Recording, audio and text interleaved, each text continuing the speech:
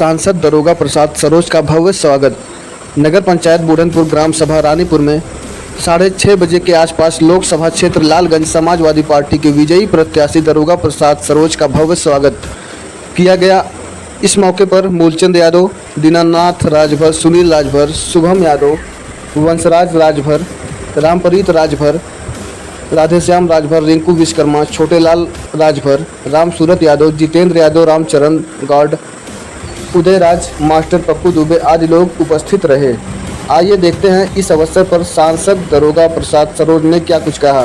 आप देख रहे हैं सत्यवान समाचार से अजय प्रकाश की खास रिपोर्ट। 2024 में चुनावी प्रक्रिया जब चल रही थी, 50 साल चल रहा था जी, तो बड़े प्रकार के दावे और वो सब के आते। मिशन 80 भी चला बीजेपी की तरफ से, लेकिन अगर देखा जाए जब से स्थापना हुई है सपा की, और तो इस बार सपा ने पहली बार 37 सीटें जीती हैं। अगर गठबंधन में देखा जाए 6 और ये स्थापना से अब तक का सबसे अधिक आंकड़ा है, जो 39 भी जीते थे तभी लोकसभा में 39 भी आए थे जी नेताजी के समय। आई थी। और अच्छा, तो इस समय दोनों गठबंधन मिला के तो उससे ज़्यादा ही हो गए। हाँ, तो इस चुनाव के विषय में, इसे परिणामों के विषय में आप कुछ कहना चाहेंगे सर? देखिए, परिणाम तो जनता है जो इनके कारनामे में बीजेपी के। सबसे पहले मैं आपको धन्यवाद दे रहा हूँ। जो इन्होंने वादे किए थे 10 साल में जनता के बीच में जा कर के कि मैं पिछड़ी जाति का हूँ, मैं चाय बेचने वाला हूँ, तो आप जानते हैं कि उत्तर प्रदेश की जनता हिंदुस्तान की बड़ी उदार होती है, और सबसे ज़्यादा तादाद जो है गरीबों की है, पिछड़ों की है। तो लोगों ने सोचा कि पिछड़ी जाति का है, गरीब का बेटा चाय बेचने वाला, ये गरीबी को बखूबी अच्छी तरीके से जानता है, तो गरीबों के बारे में सोचेगा।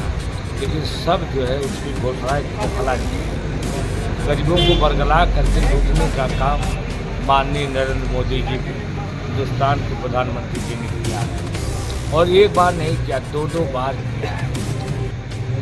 उन्होंने कहा कि हम सबका साथ करेंगे, सबका विश्वास करेंगे, लेकिन साथ करके विश्वास देकर के सबके साथ विश्वासघात किया।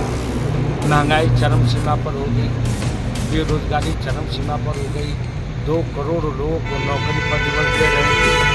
तो मैं समझता हूँ कि 2 करोड़ लोगों का हाथ इन्होंने काटने का काम किया है, उनकी रोजी रोटी छीनने का काम किया प्रतिवर्ष। जितने मिल, फैक्ट्रियाँ, कंपनियाँ पूरे देश में चल रही थी, सब का सब बंद करवा दिया।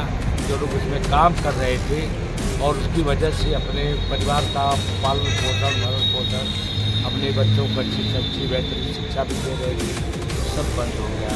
सारी चीज़ें कहा था इन्होंने 15 लाख रुपया, कहा था कि नहीं कहा था? मैं आप लोगों से पूछना चाहूँगा, 15 लाख रुपया हर खाते में चला जाएगा, काला धन वापस आ जाएगा, सारी चीज़ें इन्होंने कहा था। कोई चीज़ आई? हर जगह जनता को इन्होंने धोखा देने का काम किया, और जनता ने बहुत अच्छा मैंडेट इनको दे दिया, बहुत अच्छा किया, बहुत अच्छा दे दिया कि जहाँ भगवान का नाम लेकर के भगवान को भी बेचने का काम इन्होंने किया। भगवान को भी नहीं छोड़ा, जो हमारे आस्था के वो ईश्वर हैं, आराध्य हैं मेरे, उनको भी राजनीति के चक्कर में उनको बेचने का काम किया।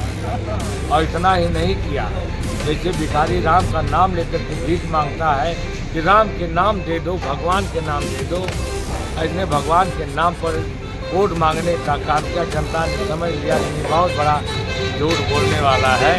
इतना बड़ा झूठ बोलने वाला हिंदुस्तान में नहीं, दुनिया में कोई प्रधानमंत्री नहीं है। बिला शायद कि इन्होंने राष्ट्रवाद का नारा दिया, इन्होंने हिंदू मुस्लिम का नारा दिया, इन्होंने मंदिर मस्जिद का नारा दिया, समझ रहे कि नहीं? इन्होंने कहा कि मैं राम को लेकर के आ रहा हूँ। अब बता दो, आप भगवान राम को लेकर के आ रहे हैं। कितना बड़ा झूठ बोला गया, और दलितों का इतना बड़ा अपमान किया इन्होंने। आदिवासी मुर्मू को काट का मोहरा बना करके बैठा दिया गया। लोकतंत्र के सबसे बड़े मंदिर में जाने का काम अगर राष्ट्रपति को भी जाने का न्योता नहीं दिया गया, और एक जगह उसी जगह आडवाणी जी को अवार्ड दिया जा रहा है। भारत रत्न का दिया इन्होंने। वहीं द्रौपदी मुर्मू जी खड़ी थी बेचारी, एक राष्ट्रपति खड़ा होकर के कितना बड़ा अपमान इन्होंने किया है दलितों का, पिछड़ों का। तो जनता ने सब देख लिया, इनको अच्छा मैंडेट दिया, देख लिया इनकी। तो मैं समझ रहा था कि बनारस में भी ये हार जाए, लेकिन 1.5 लाख के देश का प्रधानमंत्री जीत रहा, वो भी हर स्लिप पर इनका 1000 से लेकर 5000 तक की नोट गई। करोड़ों अरब रुपया इन्होंने बनारस में अपने जीतने के लिए खर्च किया। वहीं हमारे जैसे लोग 3.5 लाख से लेकर 12 लाख रुपया तक हमने, और मेरा सहयोग मेरी जनता ने, ये चुनाव मैं नहीं, यह लालगंज की जनता नहीं, आजमगढ़ के सारे लोग, ये लोग लड़े हैं। हम लोग 10 लाख 12 लाख में चुनाव लड़ रहे हैं, कोई 12 करोड़, कोई 100 करोड़ तुम्हें पर कोई मतलब होता है क्या? प्रधानमंत्री इतने अच्छे प्रधानमंत्री हो, झूठ बोलने में इतने माहिर हो, तुमको बता दो न तुम्हारी बेटी है, न बेटा है, न बीबी है। अमिताभ बच्चन जैसे गाना गा रहा था, कौन गाना गा रहा था? मेरे अंगने में तुम्हारा क्या काम है? तो उसने गाना गाया कि जिसकी बीबी मोटी उसका भी बड़ा नाम है। फिर उसने कहा जिसकी बीबी लंबी उसका भी बड़ा नाम है। फिर कहा जिसकी बीबी काली उसका भी बड़ा नाम है। तो गाते गाते मेरे मन में आया कि कह रहा है कि जिसकी बीबी न हो उसका भी बड़ा नाम है, जिसकी बीबी न हो उसका भी बड़ा नाम है, सबको अपनी समझो बीबी का क्या नाम है। तो ऐसे सर एक और 2 दिन अभी शब्द का हवा थी, लेकिन फिर भी 1,15,023 वोटों से आपने विजय प्राप्त। आप आज लालगंज की जनता को कुछ कहना चाहेंगे? नहीं, लालगंज की जनता का मैं बहुत आभारी हूँ, बहुत आभारी हूँ, और दिल की गहराई से उनको धन्यवाद देता हूँ कि ऐसे वक्त में उन लोगों ने मेरा साथ दिया। इन लोकतंत्र को बचाने के लिए, संविधान को बचाने के लिए, देश को बचाने के लिए उन लोगों ने जो भी हो सका उतना उन लोगों ने मेरी मदद की।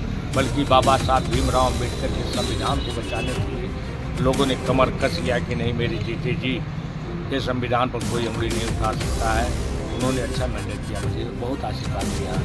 तो मैं उनके प्रति और आजमगढ़ लालगंज दोनों सीट के लिए मैं अपने समाजवादी लोगों और अगड़े पिछड़े शोषित दलित हर वर्ग के लोगों ने, सारे समीकरण टूट गए, कुछ बचा नहीं।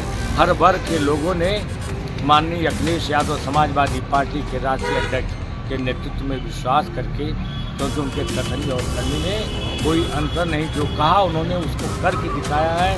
पुनः वो देखना चाह रही है इस उत्तर प्रदेश की जनता कि ऐसे प्रधानमंत्री की जरूरत है जिससे करने में सबको समान भाव, समभाव से वो देखती हो, ऐसे को प्रधानमंत्री बनाना चाह रहे। इसलिए लोगों ने, सारे लोगों ने मिल करके वोट किया है। इसमें कोई जात की बात नहीं रही, हर वर्ग के लोगों ने किया। मैं उनके प्रति भी आभार व्यक्त करता हूँ और धन्यवाद।